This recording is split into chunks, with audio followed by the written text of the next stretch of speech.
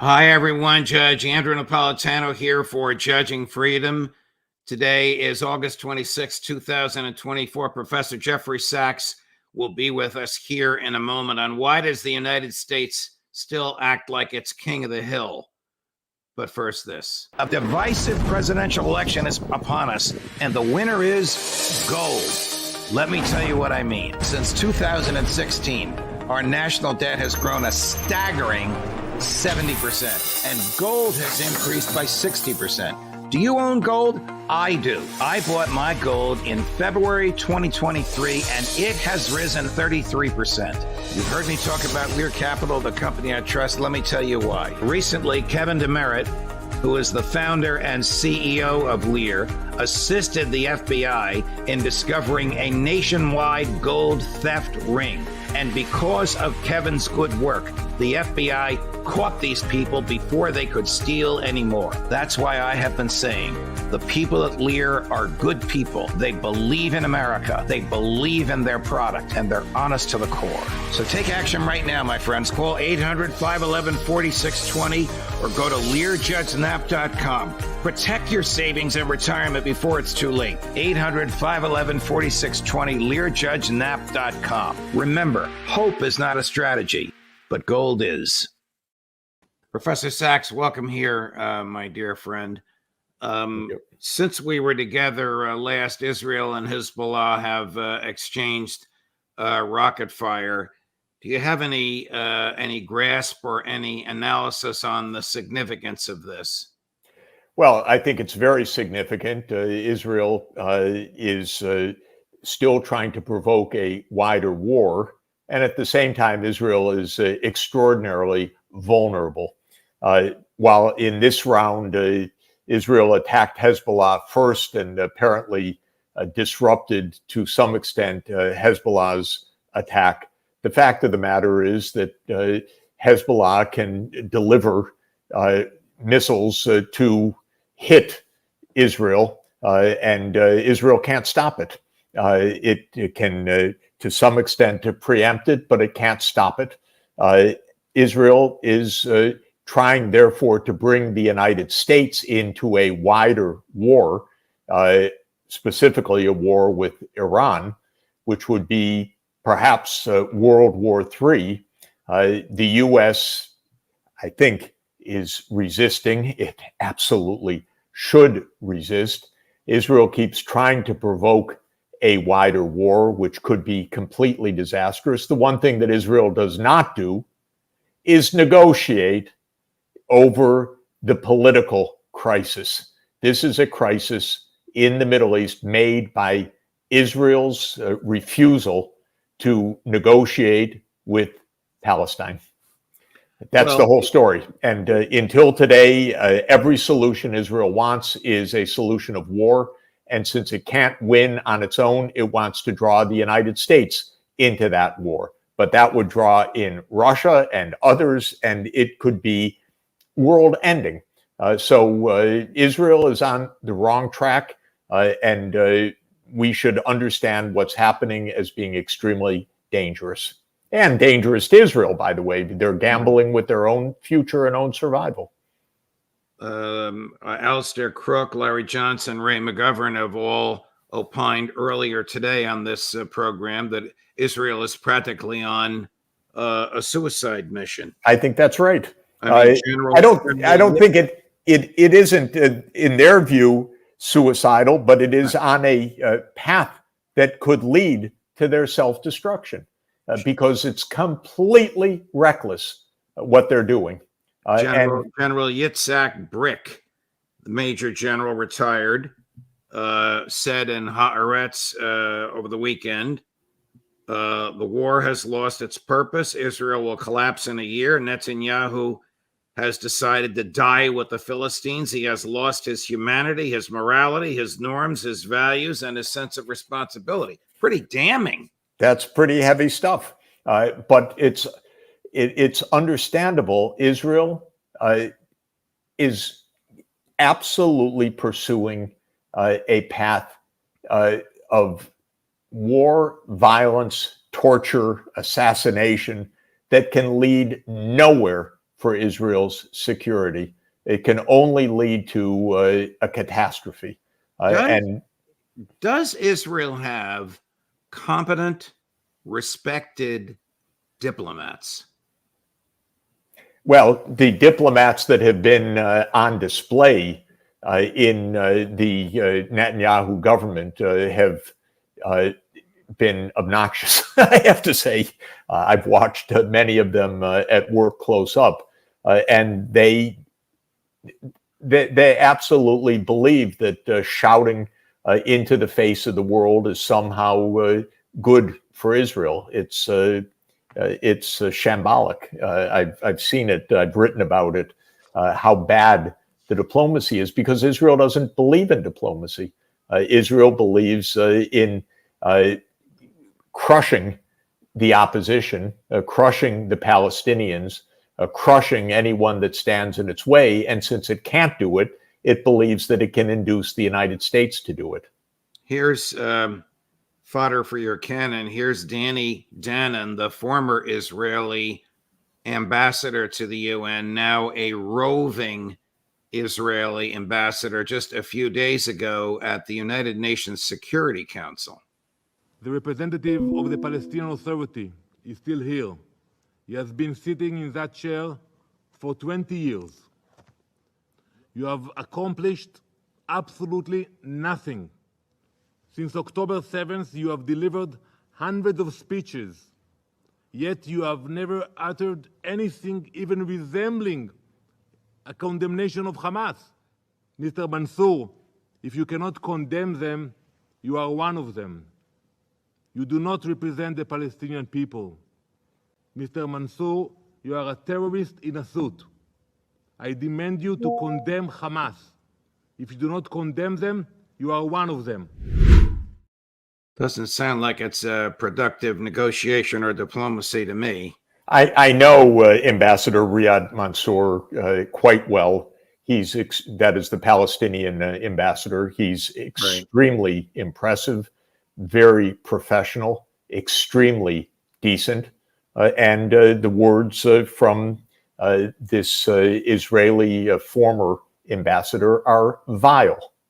They are phony, personalized, disgusting, because Israel is the one that has blocked any kind of political solution for decades. This is obvious. Now the whole world says we need a Palestinian state. The U.S. blocked, through its veto, Palestine's membership in the United Nations in a vote last spring. The rest of the world wants it. There are two countries that oppose it. Israel, naturally, because it wants to have an apartheid system that rules over Palestine, or it wants ethnic cleansing or killing people to have the rest of them flee. And the United States, which backs this regime. The rest of the world wants a solution. Ambassador Mansour is a gentleman and a spokesman for peace. And so what we just heard is an example of anti-diplomacy, I would say. Does anybody think that the Israelis are seriously negotiating when they murder the chief negotiator on the other side, and when they keep upping the ante every time Hamas agrees to what's on the table? It's obvious that they are not negotiating, because to negotiate would mean to face the real underlying question here, which is that Israel rules over millions of Palestinian people, and it does so with a fist. It does so through torture, through murder, through abuse, through terror, with mowing the lawn, as they say, every few years, which means killing enough people to scare the rest of the population. So that's Israel's approach. Until there is a real Palestinian state and political self-determination for the Palestinian people, there will be war and oppression. But Israel wants, as its, quote, solution, what they call Greater Israel, which is that Israel keeps its control over all of the millions of Palestinian people and over all of the territories occupied in 1967. So they can't negotiate. Every time the U.S. says negotiations and we're close to a ceasefire and so forth, it's again shambolic. It's a fake, because the United States representatives understand that Israel is not only not putting any solution on the table, it is actively blocking any path to peace. So this is where we are. It's a charade. We have a true situation, which is that the world demands, and the Palestinians call for, political self-determination. Decades of international law call for a two-state solution. A recent decision of the International Court of Justice declared Israel's settlements in the occupied territories to be illegal. By the way, Israel has known that for 50 years plus. So this is not a secret. They know that they have been violating international law. The United States has abetted this all along. That's why we are where we are, that there is no political solution.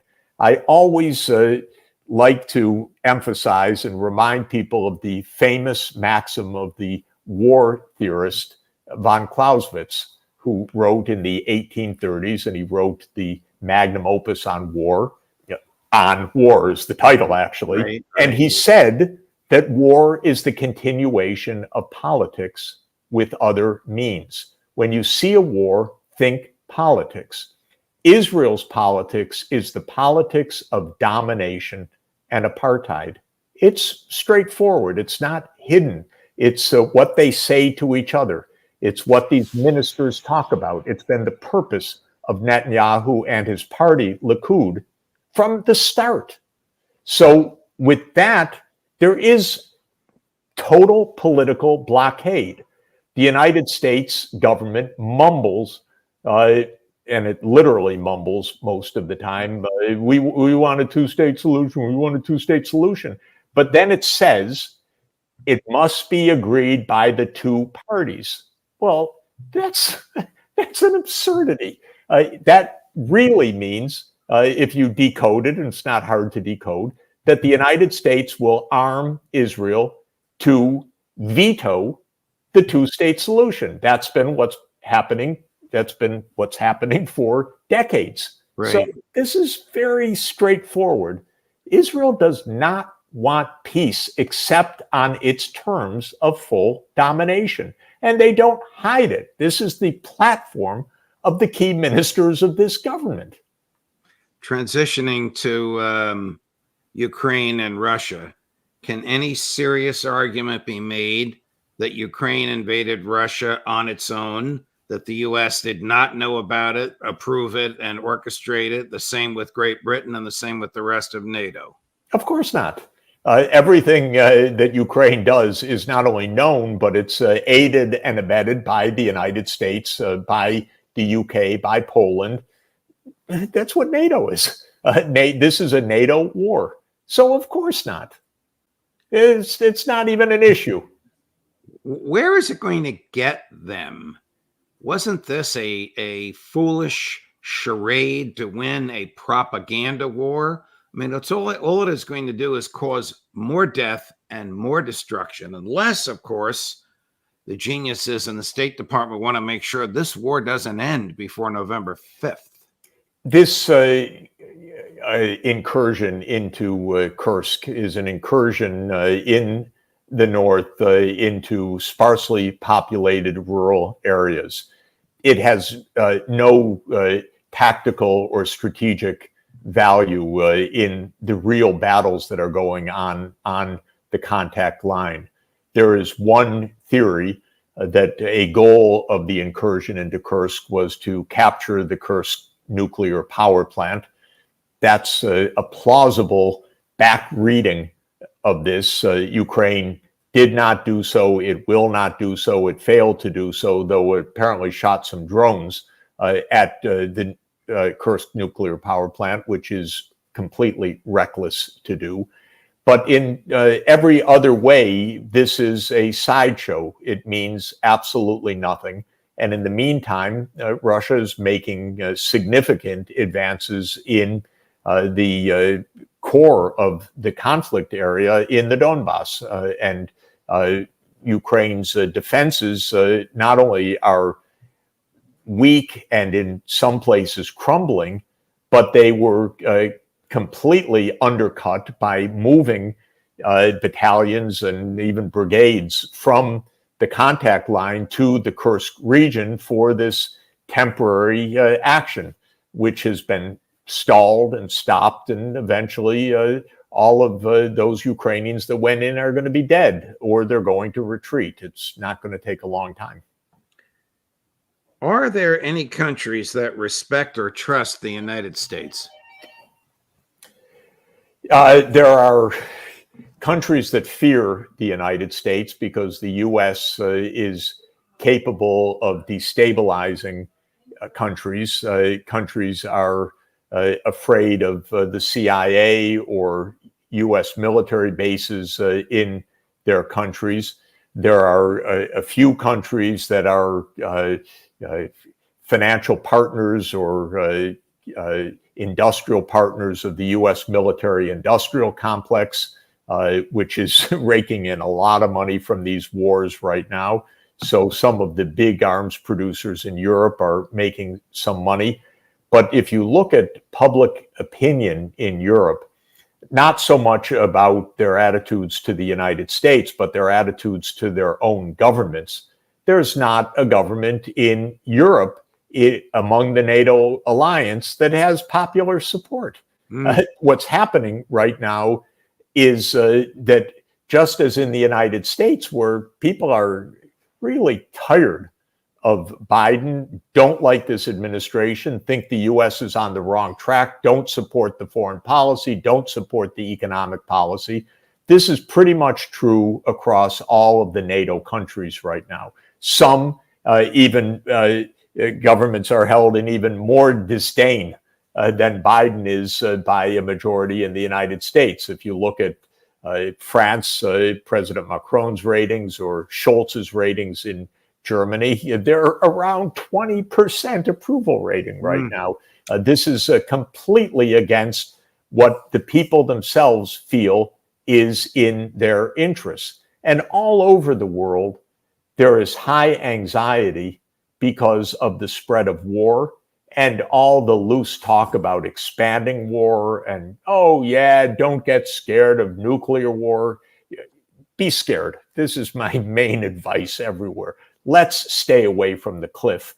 And this administration in the United States has brought us closer to the cliff, and that's why it's unforgivable. Is the United States in a position to be a world leader today, even if other countries were desirous of that? Look, we heard Biden in the Democratic convention, and he talked about the world leader and the indispensable leader. He used rhetoric from the 1990s because that's the rhetoric that Biden knows. It's all that perhaps he remembers at this point. But when the Soviet Union dissolved in December 1991, the policymakers in the United States, the security leaders in the United States said, oh, we're all alone. We're the world's sole superpower. And people like our then Secretary of State under Clinton, Madeleine Albright, said we are the indispensable nation, and so on. And what emerged was an incredible hubris, an incredible arrogance. Not only is the U.S. the sole superpower, but we can do what we want. We can go to war where we want. We can overthrow governments where we want. We can take out Saddam. We can take out Afghanistan. We can take out Syria. We can take out Libya. We can overthrow the government in Ukraine. What followed was incredible hubris and incredible recklessness.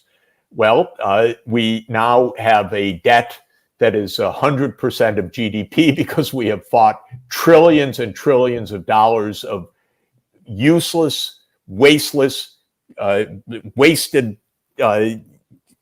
costly wars that have run up massive bills. We've done it on debt. It brought no security or relief to the United States.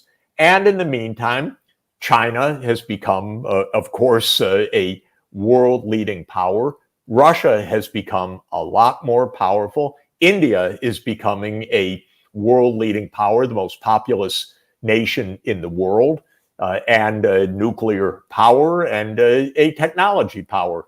So you have many superpowers right now. And what's happening in Washington is sheer shock and anxiety and being completely delusional, thinking, oh, well, that'll go away. We still run the world. Now, Biden is the most delusional of all because he's the one that lives most in the past. But the foreign policy of the United States is still predicated on the U.S. being what they call the world hegemon, or the sole superpower, or the unipolar world. Well, this was never true, but it's way out of date right now. It has nothing to do with the world realities. And because we're operating on the basis that we can tell China this, we can defeat Russia here, we can decide on the Middle East, of course, nothing works. So we've got a foreign policy that's completely predicated on what was never a correct idea, what was always arrogance and hubris, but is now just delusional. It makes no sense at all. How overextended is the United States today? I guess I mean militarily. Well, look, we're fighting a war in Ukraine that NATO is losing predictably because Russia has very high stakes. And for NATO, it's a kind of, yeah, why not thing. But for Russia, it's an existential thing. They don't want NATO on their borders. This is the reason why there is a war in Ukraine. In the Middle East, the United States really can't protect Israel the way that Israel believes the U.S. can. And God forbid the U.S. should go to war with Iran. The results would be devastating for Israel, first and foremost, and could lead us to World War III. And at the same time, the U.S. is provoking China by sending weapons systems to Taiwan when Taiwan's part of China. And then we have loose talk by our generals. Well, yeah, there may be a war in East Asia, in the South China Sea, or over Taiwan in the next 2 or 3 years. Every war game says we lose that one big time, if not blow up the whole world. So, of course, the U.S. is overextended, but the foreign policy is so misguided.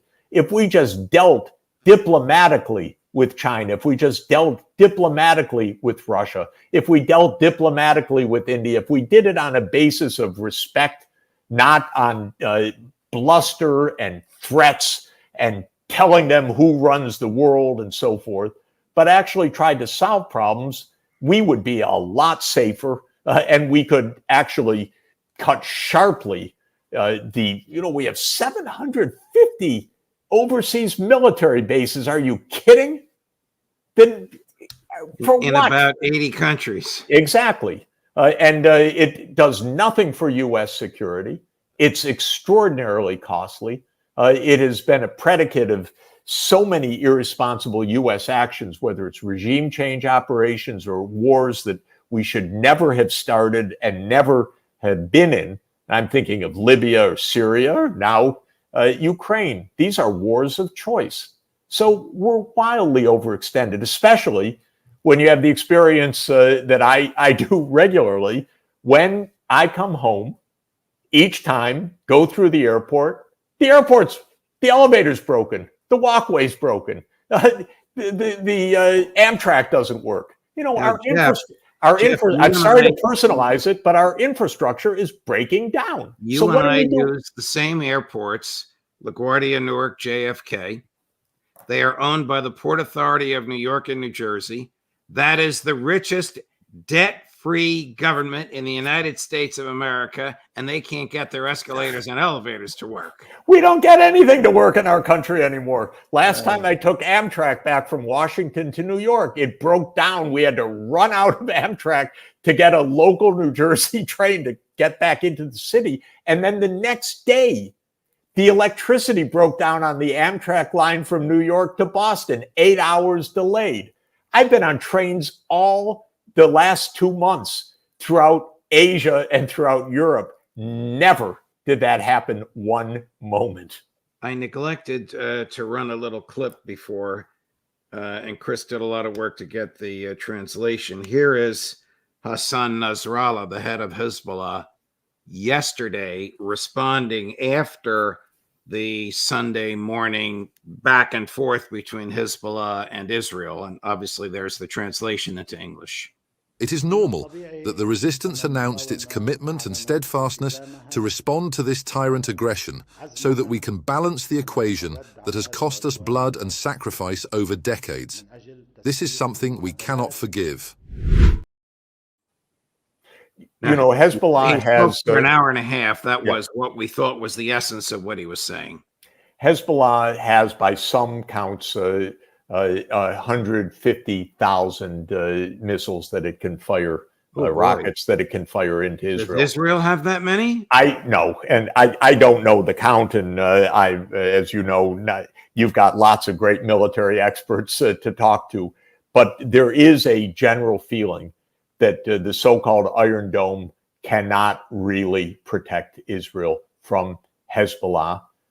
Israel could stay on constant alert, but as one pro-Israel analyst reported in the last 24 hours, it's extraordinarily costly to do, extraordinarily difficult to do on an ongoing basis.